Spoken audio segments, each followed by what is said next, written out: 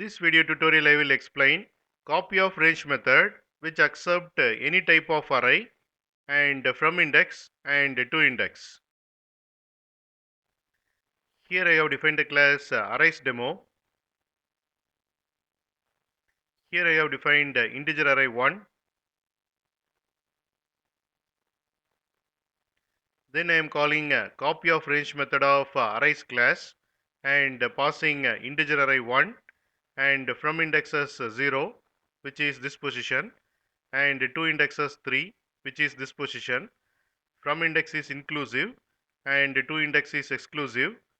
So this method returns integer array which contains these three elements.